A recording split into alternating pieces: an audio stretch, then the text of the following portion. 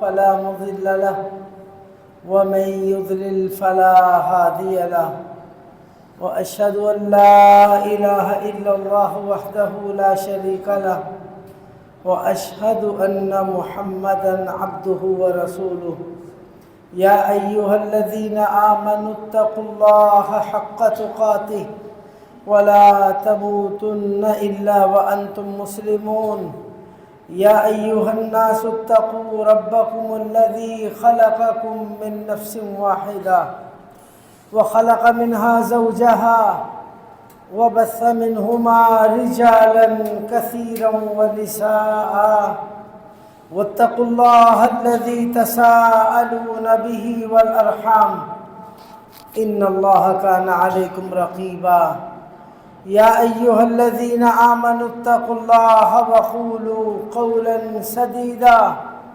يصلح لكم أعمالكم ويغفر لكم ذنوبكم ومن يطع الله ورسوله فقد فاز فوزا عظيما أما بعد فإن خير الحديث كتاب الله وخير الهدي هدي محمد صلى الله عليه وسلم وشر الأمور محدثاتها وكل محدثة بدعة وكل بدعة ضلالة الضلالة في النار۔ معزز سامعین کرام، ہم سب وللہ الحمد مسلمان ہیں۔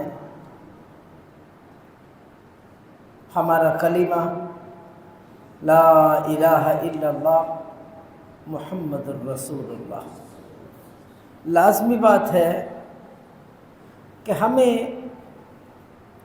اس کلمے کا معنی، اس کلمے کی شروط، اس کا علم ہونا چاہیے، اور کیا مجرد یہ کلمہ کافی ہے یا اس کے کچھ لوازمات ہیں یا اس کی کچھ شروط ہے، اس کو سمجھنا اور اس پر عمل کرنا ہم سب کا فرض ہے۔ علماء کرام کا کام عوام الناس کو مطلع کرنا ہے اور عوام الناس کا کام اس کو ضبط کرنا ہے۔ تو آپ اس کو غور سے سنیں کہ لا الہ الا اللہ اس کی شروط کیا ہے، کب انسان کو یہ کلمہ صحیح طور پر نفع دیتا ہے۔ صرف لا الہ الا اللہ کہنا کافی ہے یا اس کی کچھ شروط ہے؟ لازمی بات سنیں آپ۔ حافظ حکمی معارج القبول کے اندر فرماتے ہیں، ھذا تفصیل الشروط السبعہ التي قیدت بها هذه الشهادة فأصغ سمعك وأحضر قلبك لإملاء أدلتها وتفهمها وتعلقها ثم اعمل على وفق ذلك تفوز بسعادة الدنيا والآخرة إن شاء الله كما وعد الله تعالى ذلك إنه لا يخلف الميعاد۔ فرماتے ہیں کہ کلمہ لا الہ الا اللہ کی 7 شروط ہیں، 7 شروط ہیں اس کی۔ اپنے آپ کو ذرا ٹھیک کر کے، اپنے کان کو کھول کر، دل کو حاضر کر کے ان شروط کو سنیں، سمجھیں اور اس کے مطابق عمل کرنا ہے۔ انشاءاللہ دنیا آخرت کی کامیابیاں ملیں گی، اور اللہ تعالیٰ کا وعدہ ہے کہ اللہ تعالیٰ جو اس کے مطابق عمل کرے گا اس کو مکمل اس کا اجر ملے گا، اور اللہ تعالیٰ اپنے وعدے کی خلاف ورزی نہیں فرماتے۔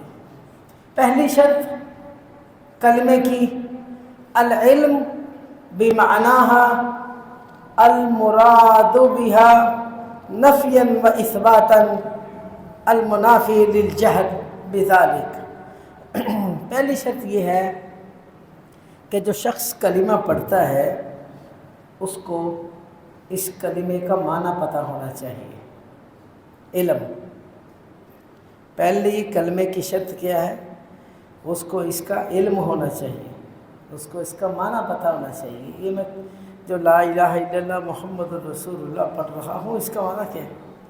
اس کا مطلب کیا ہے؟ لازمی بات ہے، پہلا اس کو اس کا معنی آنا چاہیے۔ بہت سارے لوگ، ان سے جب کہا جاتا ہے کہ تم لا الہ الا اللہ کا ترجمہ کرو، وہ کہتے ہیں لا الہ الا اللہ کا معنی اللہ کے علاوہ کوئی الہ نہیں، اللہ کے علاوہ کوئی الہ نہیں الہ مگر اللہ۔ شیخ البانی رحمہ اللہ فرماتے ہیں اکثر طور پر لوگ اس کا یہ ترجمہ کرتے ہیں، جبکہ یہ ترجمہ خطا ہے، یہ ترجمہ خطا ہے۔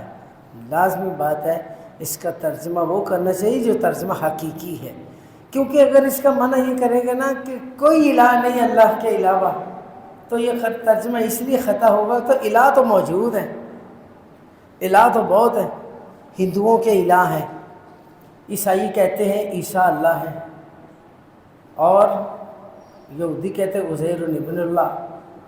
اسی طرح بہت سارے لوگ اپنے مذاہب میں اللہ کسی کو کہتے ہیں، وہ کسی اور کو وہ کہتے ہیں اللہ کے ساتھ اور بھی اللہ ہے، اور نصارہ کہتے ہیں ان اللہ ثالث ثلاثہ، اللہ تین ہے۔ تو اس لیے یہ ترجمہ خطا ہے۔ درست ترجمہ کیا ہے؟ لا الہ الا اللہ، لا الہ بحق الا اللہ، اللہ کے علاوہ اللہ کوئی نہیں، حق اللہ کوئی بھی نہیں ہے، حق طور پر اللہ کوئی نہیں ہے سوائے اللہ کے، حق طور پر کوئی الہ نہیں ہے سوائے اللہ کے۔ یہ لفظ حق اس میں داخل کر دیا جائے تو ترجمہ صحیح ہے۔ حقیقی طور پر، یقینی طور پر کوئی الہ نہیں ہے سوائے اللہ کے۔ جب اس میں آپ یہ معنی داخل کریں گے نا تو ترجمہ صحیح، اور آپ پورے علم پر ہیں کہ واقعتاً حقیقی اللہ صرف اللہ ہے، حقیقی الہ صرف اللہ ہی ہے، حقیقی معبود صرف اللہ ہے۔ لا معبود بحق الا اللہ، کوئی معبود برحق نہیں ہے، جتنے اللہ کے علاوہ معبود وہ سب باطل ہیں، سب کے سب باطل ہیں۔ جب تک کلمے کے اندر دو چیزیں نہیں نہ پائی جاتی تب تک آپ کا کلمہ صحیح نہیں ہوتا، ایک نفی اور ایک اس بات۔ نفی، کوئی برحق معبود نہیں ہے، یہ نفی ہے۔ آپ اس کو پہلے یہ مانیں کہ کوئی برحق معبود نہیں ہے، ثابت کریں کہ صرف اللہ ہے۔ یہ دو چیزیں آپ کے کلمے کے اندر موجود ہوں گی، اور اس لحاظ سے ترجمہ ہوگا تو صحیح ہوگا۔ لا الہ الا اللہ، کوئی معبود برحق نہیں ہے سوائے اللہ کے۔ اللہ تعالیٰ نے قرآن مجید میں کیا فرمایا؟ فرمایا فَاعْلَمْ أَنَّهُ لَا إِلَهَ إِلَّا اللَّهُ، سورہ محمد ہے، آیت نمبر 19 ہے۔ فرمایا یہ جان لو کہ اللہ کے علاوہ کوئی معبود برحق نہیں ہے۔ اللہ تعالیٰ نے یہاں پر کیا فرمایا؟ پہلے فَاعْلَمْ، جان لو۔ اسی لیے امام بخاری رحمہ اللہ نے صحیح بخاری کے اندر باب باندھا ہے، باب العلم قبل القول والعمل۔ باب ہے کہ ہر بات کہنے سے پہلے اور ہر بات پر عمل کرنے سے پہلے علم ہونا چاہیے، علم ضروری ہے۔ جب آپ اس انداز میں کلمہ پڑھے گا آپ کو مزہ ہی کچھ اور آئے گا، آپ کو مزہ ہی آ جائے گا کہ یہ کلمے کا معنی ہے کہ کوئی معبود برحق نہیں ہے اللہ کے علاوہ، تو میں اللہ کی خالص سے بات کروں، یہ علم ہونا یہ ضروری ہے۔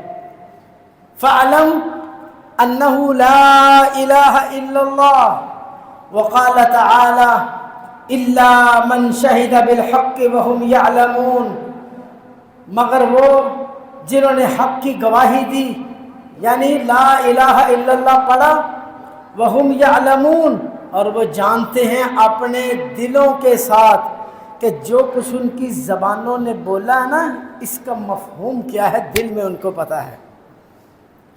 إِلَّا مَنْ شَهِدَ بِالْحَقِّ وَهُمْ يَعْلَمُونَ وَقَالَ اللَّهُ عَزَّ وَجَلَّ شَهِدَ اللَّهُ أَنَّهُ لَا إِلَهَ إِلَّا هُوَ وَالْمَلَائِكَةُ وَأُولُو الْعِلْمِ قَائِمًا بِالْقِسْطِ لَا إِلَهَ إِلَّا هُوَ الْعَزِيزُ الْحَكِيمُ وَقَالَ تَعَالَى إِنَّمَا يَخْشَى اللَّهَ مِنْ عِبَادِهِ الْعُلَمَاءُ، اللہ تعالیٰ فرماتے ہیں اللہ سے سب سے زیادہ ڈرنے والے کون ہیں؟ کون ہے؟ علماء سے کیا مراد ہے؟ علماء سے یہ مراد نہیں ہے جو کسی مدرسے سے فارغ ہو، یونیورسٹی سے فارغ ہو، لازمی انہوں نے قرآن مجید کا مکمل ترجمہ پڑھا ہو، حدیث کی کتابیں پڑھی ہوں، یہ مطلب نہیں ہے۔ اس طرح تو پھر بہت کم لوگ ہیں جو اللہ کو جانتے ہیں۔ یہاں پر علماء کا معنی یہ ہے کہ اللہ سے وہ لوگ ڈرتے ہیں جو اللہ کو سب سے زیادہ جانتے ہیں، جو اللہ کو سب سے زیادہ جانتے ہیں، یہ عالم مراد ہے۔ اور اللہ کو وہ شخص جانتا ہے جو لا الہ الا اللہ کا معنی جانتا ہے، جو لا الہ الا اللہ کا معنی جانتا ہے وہ اللہ رب العزت کو سب سے زیادہ جانتا ہے۔ تو یہ مطلب ہے جس نے نفی اور اس بات کو اچھے طریقے سے جان لیا تو اللہ فرماتے ہیں یہ لوگ اللہ سے سب سے زیادہ ڈرتے ہیں، ان کو پتہ ہے کہ لا الہ الا اللہ کا معنی کیا ہے، معبود برحق اللہ کے علاوہ کوئی نہیں ہے۔ انما یخشی اللہ من عبادہ العلماء وقال اللہ عز وجل قل هل يستوي الذين يعلمون والذين لا يعلمون انما يتذكر اولو الالباب، کہہ دیجئے کیا عالم اللہ کو جاننے والے اور اللہ کے سے جاہل لوگ برابر ہو سکتے ہیں؟ قطعاً نہیں برابر ہو سکتے۔ بھائی خاموش بھائی، بچے آواز نہ آئے۔ عزیز بھائیوں، جو لوگ اللہ کو جانتے ہیں جو اللہ کو نہیں جانتے، کیا وہ برابر ہو سکتے ہیں؟ نہیں برابر۔ ماشاءاللہ، ہمارا ادنا سا شخص ریڑھی چلانے والا اور امریکہ کا صدر ٹرمپ برابر ہو سکتے ہیں؟ خدا کی قسم نہیں برابر ہو سکتے۔ یہ بالکل ہیج ہے، وہ بہت اونچا ہے۔ یہ اللہ کو جانتا ہے، وہ اللہ کو جانتا ہی نہیں ہے۔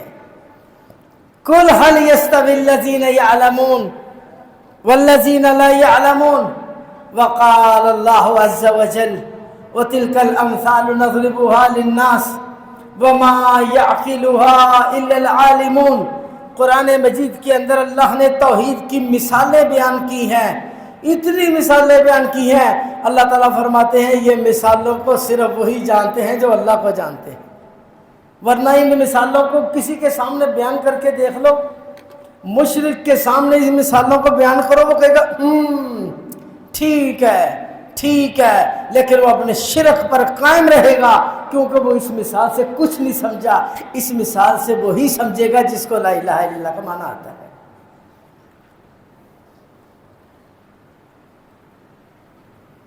صحیح مسلم کے اندر حضرت عثمان رضی اللہ تعالیٰ عنہ فرماتے ہیں کہ رسول اللہ صلی اللہ علیہ وسلم نے ارشاد فرمایا من مات وهو يعلم انه لا الہ الا اللہ دخل الجنہ، جو شخص اس حال میں فوت ہوا کہ وہ لا الہ الا اللہ کا معنی جانتا ہے مکمل طور پر، جنت میں داخل ہو جائے گا۔ لا الہ الا اللہ کو پڑھنے والا، شرک نہ کرنے والا اور اس کا حقیقی معنی جاننے والا، وہ کتنا مرضی گناہ گار ہو، کتنا مرضی بڑا مجرم ہو، دنیا کے اعلیٰ ترین جرم اس نے کیے ہو، شرک نہیں ہوگا۔ ایک دن رسول اللہ صلی اللہ علیہ وسلم کو اللہ تعالیٰ حکم دیں گے، اے محمد صلی اللہ علیہ وسلم، آج آخری بار آپ جنت سے ان کو بھی نکال لیں جنہوں نے صرف لا الہ الا اللہ پڑھا ہے۔ لیکن جو جانتے ہیں اس کا معنی جانتے ہیں، کیا معنی ہے اس کا؟ عزیز بھائیوں، یہ پہلی شرط تھی لا الہ الا اللہ کے علم۔ دوسری شرط ہے اس کی یقین۔ کون سا یقین؟ ایسا یقین جس میں شک نہ ہو۔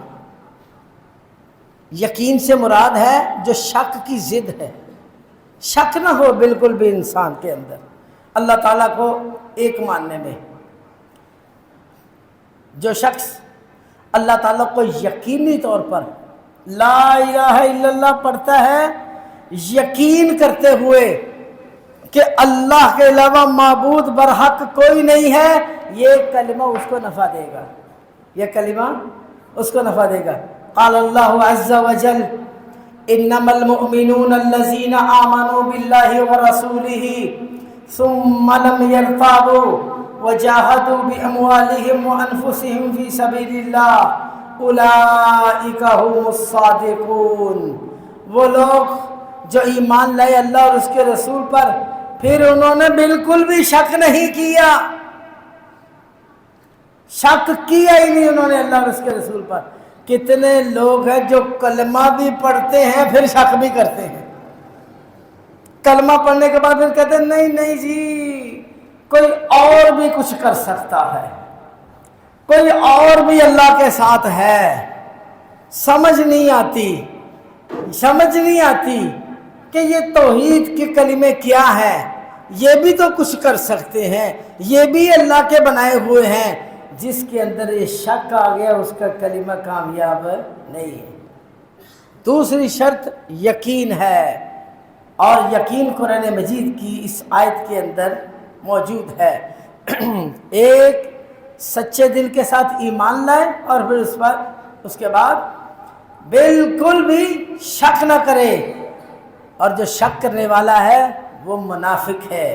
قال اللہ عز وجل انما یستأذنک الذین لا یؤمنون باللہ والیوم الآخر وارتابت قلوبہم فہم فی ریبہم یترددون۔ یہ لوگ اپنے شک کے اندر ہی متردد رہتے ہیں۔ صحیح مسلم کے اندر حضرت ابو ہریرہ رضی اللہ تعالیٰ فرماتے ہیں قال رسول اللہ صلی اللہ علیہ وسلم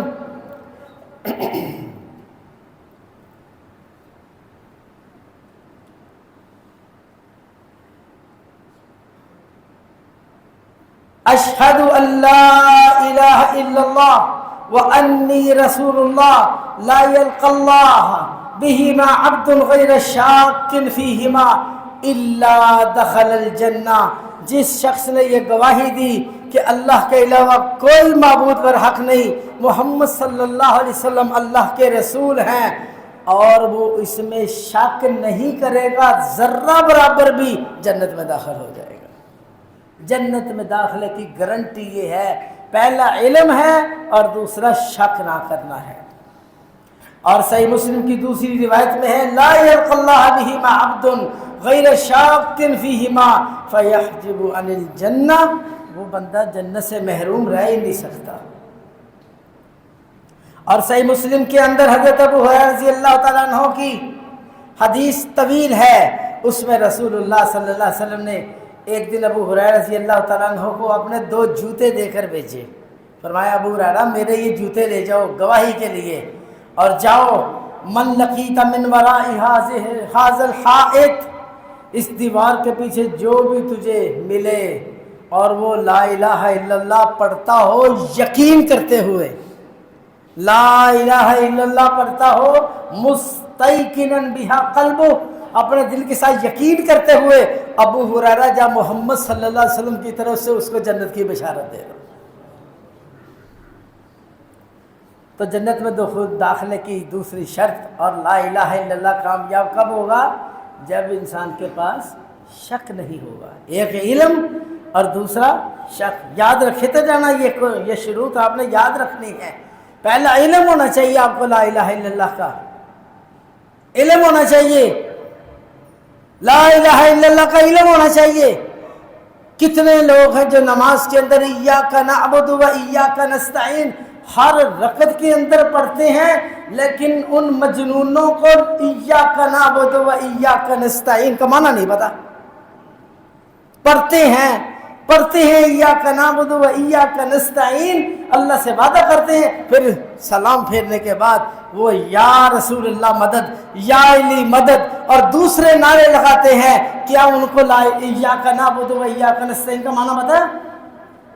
حتی اس کو پتہ ہی نہیں میں نے کیا پڑھا نماز کے اندر. ایاک نعبد، اے اللہ ہم صرف تیری عبادت کرتے ہیں. وَإِيَّاكَ نَسْتَعِينُ، یا اللہ ہم تجھ سے وعدہ کرتے ہیں تیرے علاوہ ہم کسی سے مدد نہیں مانگتے، صرف تجھ ہی سے ہم اللہ مدد مانگتے ہیں. بتا یہ وہ اللہ رب العزت کو یہ کلمات کہنے کے بعد تو پھر رب کے ساتھ شرک کرتا ہے اور مدد کسی اور سے مانگتا ہے تو جھوٹ بولتا ہے. علم اور یقین ہونا چاہیے کہ واقعتاً اللہ کے علاوہ کوئی مدد کرنے والا. جو شخص غیر اللہ سے مدد مانگتا ہے گویا کہ اس کو اللہ پہ یقین نہیں ہے. جو شخص غیر اللہ سے مدد مانگتا ہے گویا کہ اس کو اللہ پہ یقین ہی نہیں ہے کہ اللہ میری مدد کر سکتا ہے. عزیز بھائیوں، تیسری شرط القبول لما اقتضته هذه الكلمة بقلبه ولسانه، جو کچھ اس کلمے کے تقاضے ہیں اس کو قبول کیا جائے. جو اس کلمے کے تقاضے ہیں، اس کلمے کا تقاضا کیا ہے؟ اللہ تعالیٰ نے جو فرمایا وہ حق ہے، محمد علیہ الصلوۃ والسلام نے جو فرمایا وہ اللہ جو کہے گا ہم مانیں گے، جو محمد الرسول اللہ صلی اللہ علیہ وسلم کہیں گے وہ ہم مانیں گے، قبول بھی کریں گے اور اس پر عمل بھی. جو شخص قبول، اس کو کہتے ہیں قبول کرنا، اس کو نہیں کہتے قبول کرنا. قبول کر لیا عمل نہ کیا.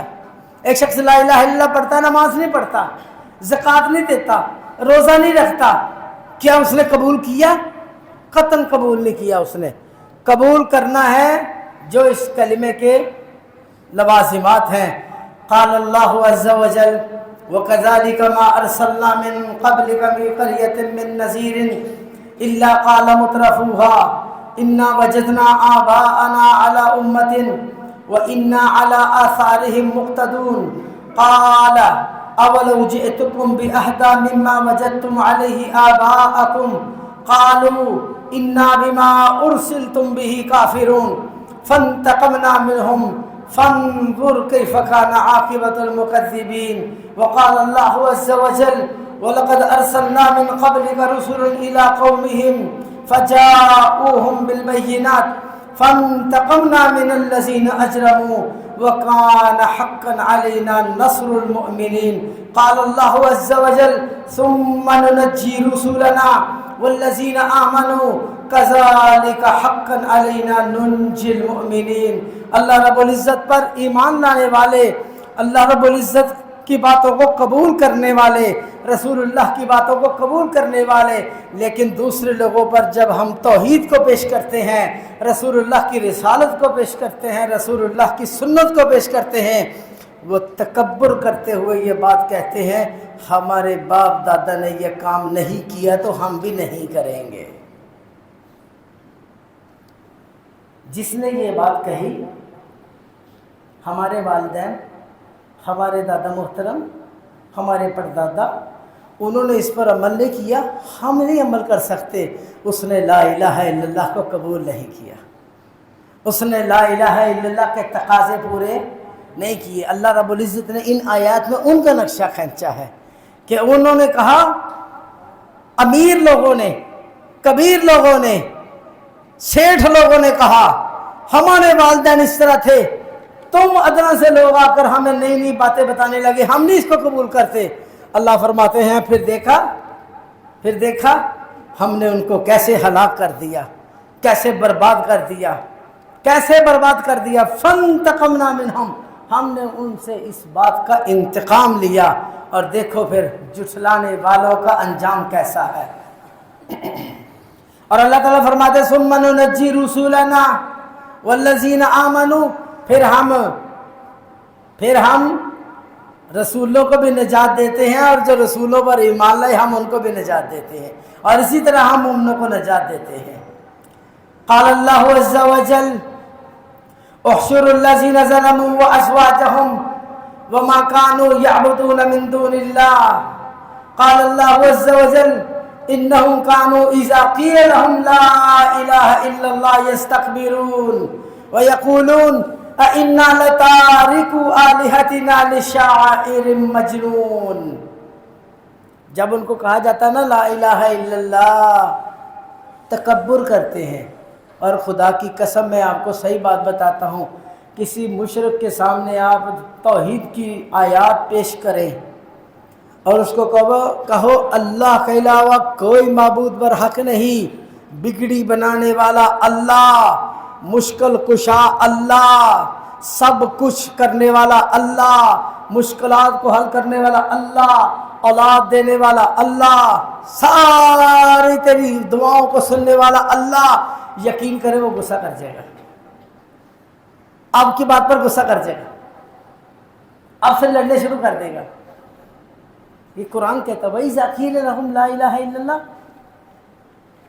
يَسْتَكْبِرُونَ، جب بھی ان کے پاس لا الہ الا اللہ کہا جاتا ہے تکبر کرنے لگ جاتے ہیں، جھگڑیں گے آپ سے، کیونکہ لا الہ الا اللہ ہم تو پڑھتے ہیں نا، عرب لوگ اس کا معنی سمجھتے تھے، ان کو جب کہا جاتا نا لا الہ الا اللہ پڑھو، کہتے نا نا نا نا نا، ہم نہیں پڑھتے لا الہ الا اللہ، ہم کہتے ہیں لا رب الا اللہ، لا رب الا اللہ۔ وہ رب اور الہ میں فرق ہے۔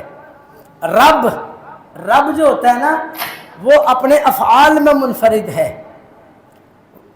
جب ان سے پوچھا جاتا ہے نا وَإِذَا سَأَلْتُمُوهُمْ، جب ان سے سوال کرو گے نا آپ آسمان سے بارش نازل کون کرتا ہے، یہ مشرکین کافر بھی کہیں گے اللہ نازل کرتا ہے۔ زمین سے انگوری کون اگاتا ہے، اللہ تعالیٰ اگاتا ہے۔ آسمان کس نے بنایا، اللہ نے بنایا۔ زمین کس نے بنائی، اللہ نے بنائی۔ موت کس نے بنائی، اللہ نے بنائی۔ یہ سارے افعال ہیں۔ اچھا مدد کس سے مانگنی چاہیے، وہ کسی اور سے مانگنی چاہیے ہے؟ نہیں ہم نہیں اس کو مانتے کہ وہ صرف اللہ سے مانگنی چاہیے۔ یہ تھا لا الہ الا اللہ۔ جب رسول اللہ صلی اللہ علیہ وسلم نے صرف اتنی دعوت دی قولوا لا الہ الا اللہ، غصہ کو چڑھ گیا تھا ان کو۔ غصہ کیوں چڑھا ان کو؟ وہ لا الہ الا اللہ کا معنی فوری سمجھ گئے تھے، انہوں نے قبول کیا ہی نہیں لا الہ۔ تو لا الہ الا اللہ کا تیسری شرط ہے کہ اس کو قبول کیا جائے۔ قال اللہ عز وجل بل جاء بالحق وصدق المرسلین۔ عزیز بھائیو،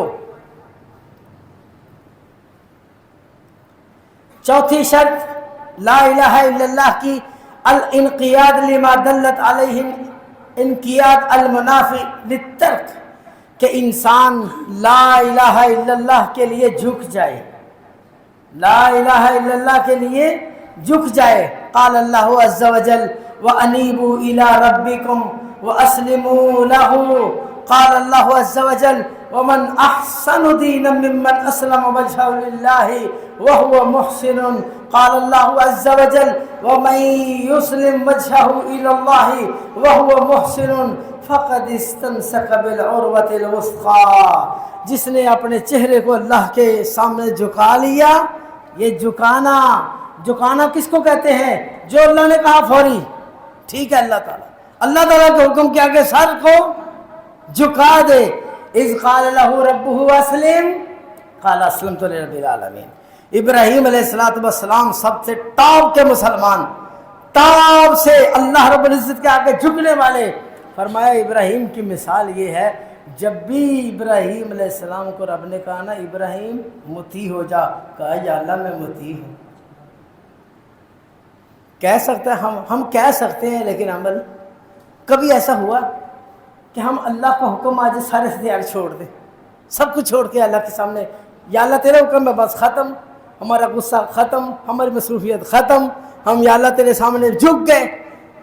یہ بات ابراہیم علیہ السلام کے بارے میں فرمایا۔ تو یہ سب سے یہ چوتھی شرط ہے الانقیاد۔ پانچویں شرط ہے الصدق فیہا المنافی للکذب، انسان لا الہ الا اللہ کو پڑھے سچے دل کے ساتھ، ایسا دل جس میں تکذیب نہ ہو، اللہ کو جھٹانا نہیں ہے، رسول اللہ کو جھٹانا نہیں ہے۔ قال اللہ عز وجل الف لام میم احسب الناس ان یترکوا ان یقولوا آمنا وهم لا یفتنون، کیا لوگوں نے گمان کر لیا ہے کہ وہ صرف کہیں گے ہم ایمان لائے اور ان کو آزمایا نہیں جائے گا، بلکہ وَلَقَدْ فَتَنَّا الَّذِينَ مِنْ قَبْلِهِمْ فَلَيَعْلَمَنَّ اللَّهُ الَّذِينَ صَدَقُوا وَلَيَعْلَمَنَّ الْكَاذِبِينَ۔ اس سے پہلے بھی ہم نے بڑے لوگوں کو مسلمان بنایا، لیکن ہم نے سب کو آزمایا تاکہ اللہ رب العزت جان لے سچے کون ہیں جھوٹے کون ہیں۔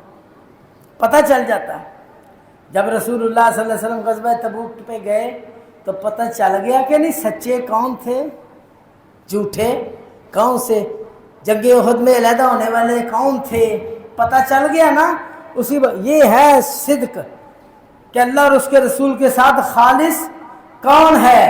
تو یہ صدق جو ہے یہ پانچویں شرط ہے۔ اس لیے رسول اللہ صلی اللہ علیہ وسلم نے معاذ بن جبل رضی اللہ تعالیٰ کی حدیث ہے ما من احد یشہد ان لا الہ الا اللہ وان محمدا رسول اللہ صدقا من قلبہ الا حرمہ اللہ علی النار۔ آپ نے فرمایا جو شخص یہ کلمہ پڑھتا ہے لا الہ الا اللہ محمد الرسول اللہ سچے دل کے ساتھ، اللہ اس پر جہنم کی آگ کو حرام کر دیتے ہیں۔ عزیز بھائیو، صحیح بخاری کے اندر حضرت انس رضی اللہ تعالیٰ عنہ کی روایت موجود ہے، اور اسی طرح طلحہ بن عبید اللہ رضی اللہ تعالیٰ عنہ کی روایت موجود ہے۔ زمام بن ثعلبہ کا قصہ، جو سعد بن ابی بکر سے آئے تھے، انہوں نے آ کر نبی علیہ السلام سے سوال کیے۔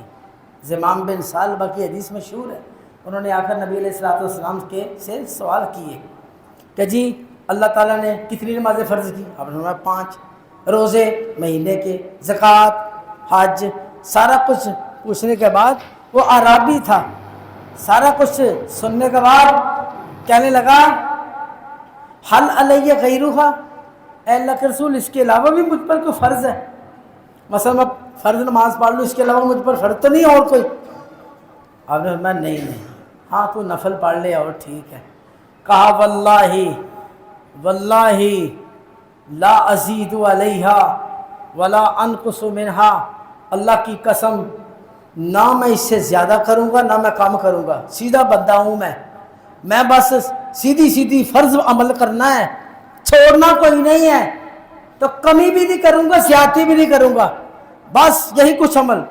فقال رسول اللہ صلی اللہ علیہ وسلم، حدیث کے الفاظ نوٹ کیجئے، آپ نے فرمایا افلح ان صدقہ، اگر اس نے بالکل صحیح دل سے کہا نا اور صحیح دل سے کہنے کے بعد اس پر عمل کیا، یہ کامیاب ہو جائے گا، یہ کامیاب ہو جائے گا، صرف فرائض پر عمل کرنے والا۔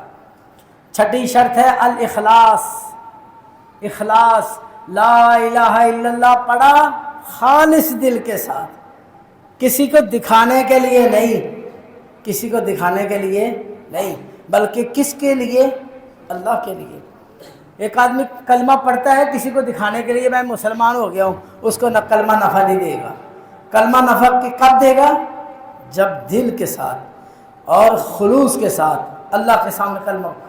وما امروا الا ليعبدوا الله مخلصين له الدين حنفاء ويقيموا الصلاة ويؤتوا الزكاة وذلك دين القیمہ۔ عزیز بھائیو، یہ 6 شرطیں ہیں اور 7ویں شرط یہ ہے المحب لہذہ الکلمہ ولما اقتضته ودلت علیہ ولأہلها العاملین بها الملتزمین لشروطها وبغض ما ناقض ذلك. محبت اس کلمے کے ساتھ پوری محبت، اس کلمے کے ساتھ پوری محبت. یہ کلمہ پڑھتا ہے بڑی محبت کے ساتھ. اس کی دلیل بھی دوں گا، آپ کہیں گے بالکل ٹھیک ہے. محبت، وہ لا الہ الا اللہ پڑھتا ہے بڑی محبت کے ساتھ. اللہ مجھے تجھ سے بڑی محبت ہے. قال اللہ عز وجل ومن الناس من يتخذ من دون الله اندادا يحبونهم كحب الله والذين آمنوا اشد حبا لله. وہ لوگ جو اللہ کے علاوہ اوروں کو معبود بناتے ہیں وہ ان سے ایسی محبت کرتے ہیں جس طرح مومن اللہ سے محبت کرتے ہیں. یہ بات سچ ہے کریں. آپ دیکھیں گے اپنے پیروں کے آگے کیسے جھکتے ہیں، کیسے سوال کرتے ہیں، کیسے جوتوں کو ہاتھ لگاتے ہیں، کیسے سجدے کرتے ہیں، کیسے چومتے ہیں. انا للہ و انا الیہ راجعون. خدا کی قسم اللہ کے سامنے ایسے جھک کے دیکھو، اللہ کے سامنے سجدہ کر کے تو دیکھو، سجدے میں کچھ مانگ کے تو دیکھو، اپنے آپ کو رلا کے تو دیکھو. میرا رب تجھے وہ کچھ دے گا جس کا تجھے تصور بھی نہیں ہوگا. یہ لوگ خود اللہ کی مخلوق ہیں. انکم وما تعبدون من دون اللہ حسب جہنم. یہ سب لوگ جو اپنے آپ کی عبادت کرتے ہیں، کراتے ہیں اپنے آپ کی، یہ سب جہنم کے اندر جائیں گے. واللہ خلقکم وما تعملون. اللہ نے تم کو بھی پیدا کیا اور جن کو تم معبود بناتے ہو ان کو بھی تو پیدا اللہ نے کیا. حل من خالق غیر اللہ. اللہ کے علاوہ کوئی اور مخلوق ہے؟ بتاؤ تمہاری کسی نے آنکھ بنائی ہو، تمہاری ناک بنائی ہو، تمہارے جسم کا کوئی عضو، تمہارا بال ہی کوئی اگا سکتا ہو؟ بتاؤ کچھ نہ کچھ ایک مخلوق بتا دو جو انہوں نے پیدا کی ہو. ایک ہی، کچھ بھی نہیں ہے. اس لیے محبت اللہ رب العزت سے، باقی یہ اللہ والی محبت کسی سے نہیں ہونی چاہیے. تو یہ 7ویں شرط ہے. یہ 7 شرطیں ہیں عزیز بھائیوں جو کلمہ لا الہ الا اللہ کی ہے. جس نے لا الہ الا اللہ ایسے پڑھا وہ حقیقت کے اندر مسلمان ہوا. اور جس شخص کی آخری کلام من کان آخر کلامہ لا الہ الا اللہ دخل الجنہ. حدیث ابو داؤد کے اندر حدیث صحیح ہے. رسول اللہ صلی اللہ علیہ وسلم نے فرمایا جس کی آخری کلام لا الہ الا اللہ ہوئی وہ جنت میں چلے جائے. آخری بات جس کی لا الہ الا اللہ ہوئی، آخری بات لا الہ الا اللہ. مشکل پیش آتی ہے. بعض لوگ کہتے ہیں دیکھو لا الہ الا اللہ پڑھنے والا جنت میں چلے جائے گا. کیسا ہو وہ شخص؟ کیا ہر بندہ لا الہ الا اللہ پڑھنے والا جنت میں چل جائے گا؟ ہر بندہ لا الہ الا اللہ پڑھنے والا جنت؟ تو بھائی 2 چیزیں ہیں. ایک لا الہ الا اللہ پڑھنے والا مسلمان ہے اور ایک لا الہ الا اللہ پڑھنے والا کافر ہے. جو تو کافر ہے اس نے اگر مرنے سے پہلے سارے میری طرف دھیان رکھے، سبھی کو چھوڑ دیں. کافر شخص اس نے مرنے سے پہلے لا الہ الا اللہ پڑھ لیا خالص دل کے ساتھ کہ میں مسلمان ہو گیا، وہ سیدھا جنت میں چلے جائے گا. اللہ اکبر. صحیح بخاری کے اندر یہ روایت موجود ہے کہ رسول اللہ صلی اللہ علیہ وسلم ایک یہودی بچے کی عیادت کے لیے گئے. وہ یہودی بچہ آپ کی خدمت کرتا تھا، بیمار ہوا، نبی علیہ السلام اس کے پاس گئے. اللہ اکبر. آپ نے فرمایا بچے تو کلمہ پڑھ لے، تو کلمہ پڑھ لے. یہ خیر خائی ہوتی کسی کے ساتھ کرنی، کسی کے ساتھ خیر خائی. اب جب بھی کسی کے پاس جاؤ تو یہ بات پیش کرو، بچے کلمہ پڑھ لو. اس نے اپنے باپ کی طرف دیکھا، باپ یہودی تھا، اور یہودیوں کے بارے میں اللہ تعالیٰ نے فرمایا قرآن مجید کے اندر یعرفونہ کما یعرفون ابناءہم، وہ نبی کو ایسے جانتے ہیں، ایسے حق سمجھتے ہیں جیسے اپنے بیٹے حق سمجھتے ہیں. سمجھتے نہیں ہمارے بیٹے ہیں، نبی کو بھی ایسے ہی مانتے ہیں، لیکن تعصب کی بنا پر وہ نہیں مانتے. اس نے اپنے باپ کی طرف دیکھا، کہا بیٹا تو مان لے. یہودی باپ اپنے بیٹے کو کہتا مان لے. یہودی نے کلمہ پڑھ لیا، اس کے بعد وہ فوت ہو گیا. رسول اللہ صلی اللہ علیہ وسلم نے فرمایا الحمدللہ الذی نجاہ من النار، تعریف ہے اس اللہ کے لیے جس نے اس بچے کو جہنم سے آزاد کر دی. ایک یہود، یہ ہے کافر. اب مسلمان شخص کلمہ پڑھنے والا آخر میں، اس کے متعلق کیا خیال ہے؟ اہل علم اس بات میں ان کے دو قول ہیں. ایک تو یہ ہے کہ وہ کہتے ہیں جس نے لا الہ الا اللہ پڑھا وہ اس کے لیے جنت میں جانے کے لیے کافی ہے، کیونکہ رسول اللہ صلی اللہ علیہ وسلم نے فرمایا لقنوا موتاکم لا الہ الا اللہ فإنه من كان آخر كلمته لا الہ الا اللہ عند الموت دخل الجنہ یوما من الدہر وإن اصابہ قبل ذلك ما اصابہ. یہ ابن حبان کی روایت میں اور زیادتی ہے.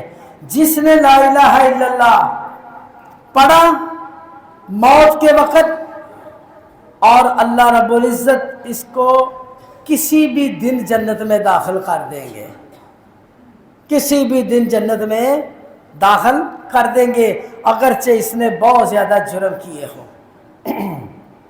اور بعض نے کہا نہیں، معاذ رضی اللہ تعالیٰ عنہ کی حدیث اس پر صادق آتی ہے کہ فوراً اس کو جنت میں داخل کر دیا جائے گا. عزیز بھائیو، حقیقت کے اندر صحیح بات یہ ہے جس نے آخری کلمہ لا الہ الا اللہ پڑھا لیکن توبہ کرتے ہوئے اور اپنے گناہوں پر نادم ہوتے ہوئے پڑھا، یہ کلمہ اس کو نفع دے گا. سمجھ آئی؟ ایک آدمی مشرک ہے، شرک پر تھوڑا سا میں وقت آپ کا زیادہ لے رہا ہوں، ذرا اہم بات ہے. ایک آدمی مشرک ہے، شرک پر قائم ہے، آخری بات بھی شرک پر ہی قائم ہے، لا الہ الا اللہ پڑھتے ہوئے فوت ہو جائے گا، اس کو نفع دے گا یہ کلمہ؟ وہ اس کا عقیدہ شرک کا ہے، وہ کہتا ہے اللہ کے علاوہ سب کچھ کر سکتے ہیں، پھر وہ لا الہ الا اللہ نفع دے گا؟ نہیں نفع دے گا، اس کو نہیں نفع دے گا. یہ دے گا اس کو جس نے توبہ کی اور ندامت اختیار کی. اسی لیے امام بخاری رحمہ اللہ نے صحیح بخاری کے اندر باب باندھا، باب من کان آخر کلامہ لا الہ الا اللہ، اور اس کے بعد حدیث ابو ذر کی پیش کی کہ رسول اللہ صلی اللہ علیہ وسلم نے فرمایا کہ اتانی آتن من ربی فاخبرنی، میرے پاس اللہ کی طرف سے ایک فرشتہ آیا، اس نے مجھے خبر دی اور مجھے خوشخبری دی کہ جو شخص میری امت سے فوت ہو گیا وہ اللہ کے ساتھ کسی کو شریک نہیں ٹھہراتا، وہ جنت میں داخل ہو جائے گا. ابو ذر کہتے ہیں اگرچہ وہ چوری کرے، اگرچہ زنا کرے، آپ نے فرمایا ابو ذر چوری کرے، زنا کرے، جو مرضی کرے، جو شخص اللہ کے ساتھ شرک نہیں کرتا، کلمہ پڑھتا ہے، وہ جنت میں داخل ہو جائے گا. اللہ اکبر. عزیز بھائیو، امام بخاری رحمہ اللہ کیا فرماتے ہیں ھذا عند الموت او قبلہ، یہ موت کے وقت ہے یا موت سے پہلے کی بات ہے. اذا تاب و ندم، جب وہ توبہ کر لے اور ندامت اختیار کرے، توبہ بھی کرے اور اپنے گناہوں پر نادم بھی ہو، پھر اس کے بعد لا الہ الا اللہ پڑھے تو اللہ اس کے گناہ معاف کر دے گا. شرط ہے توبہ.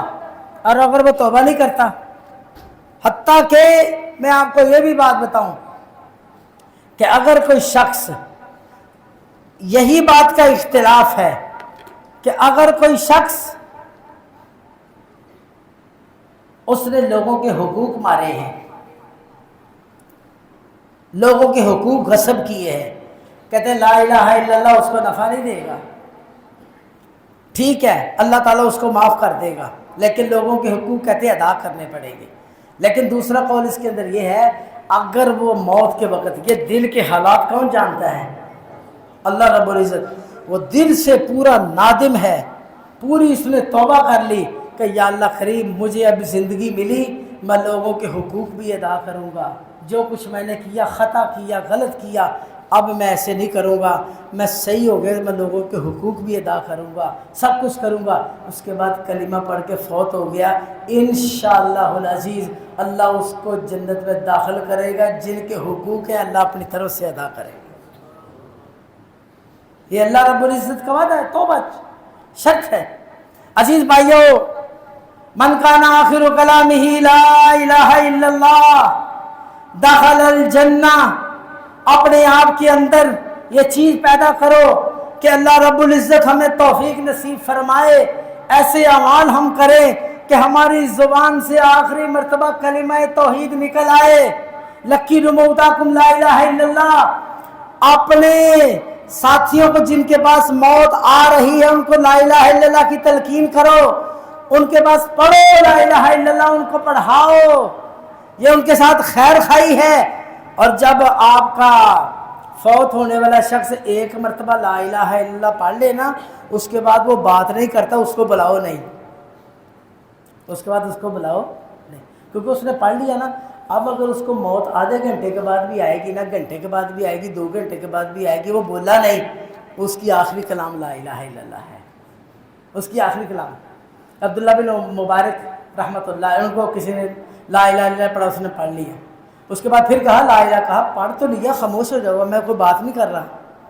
اگر وہ کہے جی مجھے پانی پلاؤ، مجھے اٹھا کے بٹھاؤ، یہ اس نے بات کر لی، پھر تلقین کر دو، آخری بات بس لا الہ الا اللہ، اس کے بعد بول لینا، وہ آخری بات لا الہ الا اللہ۔ بھائی یہ توفیق اللہ کی، یہ توفیق اللہ کی توفیق سے ملتی ہے۔ اور آپ کو میں ابو زرع رضی رحمۃ اللہ علیہ کا واقعہ بیان کر کے بات ختم کرتا ہوں۔ ابو زرع رحمۃ اللہ علیہ امام بخاری کے استاد ہیں، امام بخاری کے استاد ہیں۔ موت کا وقت قریب آ گیا، ان کے بعد ان کے شاگرد ابو حاتم رازی، محمد بن مسلم ان کے پاس بیٹھے ہوئے ہیں، وہ دونوں شرما رہے ہیں کہ ہم اپنے استاد جی کو لا الہ الا اللہ کیسے پڑھائیں، ہم کیسے کہیں گے لا الہ الا اللہ پڑھو، وہ تو ماشاءاللہ خود عالم با عمل ہیں، ہم کیسے ان کو کہیں لا الہ الا اللہ۔ ان کے ذہن میں ایک بات آئی، کہنے لگے استاد جی کے پاس ہم ایک حدیث کا تکرار کرتے ہیں۔ تو کہا یہ ٹھیک ہے۔ محمد بن مسلم کہنے لگے استاد جی ہم ایک حدیث پڑھتے ہیں، حدثني الضحاك بن مخلد عن عبد الحمید بن جعفر عن صالح، یہاں تک رکے اور اس کے بعد آگے چلے نہیں، شرما گئے کہ آگے حدیث بیان ہو رہی ہے۔ ابو حاتم کہنے لگے میں پڑھتا ہوں، حدثنا بندار قال حدثنا ابو عاصم عن عبد الحمید بن جعفر عن صالح، یہاں تک پہنچ کے ابو حاتم بھی رک گئے، حدیث آگے بیان نہیں کر سکتے۔ ابو زرع رحمت اللہ علیہ کہنے لگے اجلسونی اجلسونی، اور مجھے بٹھاؤ، میں تمہیں حدیث مکمل کر کے دکھاتا ہوں، بٹھاؤ مجھے۔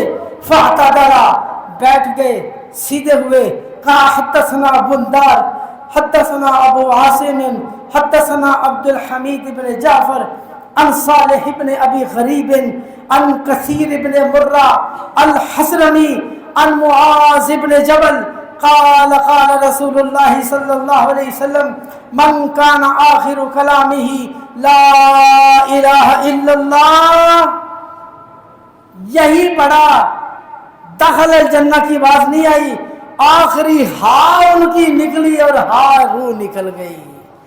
یہ وہ لوگ تھے جنہوں نے اپنی ساری زندگی کتاب و سنت پہ صرف کی، کتاب و سنت پر عمل کرتے ہوئے ساری زندگی گزار دی۔ اللہ نے ان کا خاتمہ بھی ایمان پہ کیا۔ اگر خاتمہ ایمان پہ چاہتے ہو، لا الہ الا اللہ کی شروط کے مطابق عمل کرو اور اپنی زندگی کو سنوارنا ہوگا، اور اللہ سے ہر وقت دعا کرنا ہوگا کہ یا اللہ کریم ہمارا آخری کلمہ لا الہ الا اللہ کر دے۔ وآخر دعوانا ان الحمد للہ رب العالمین۔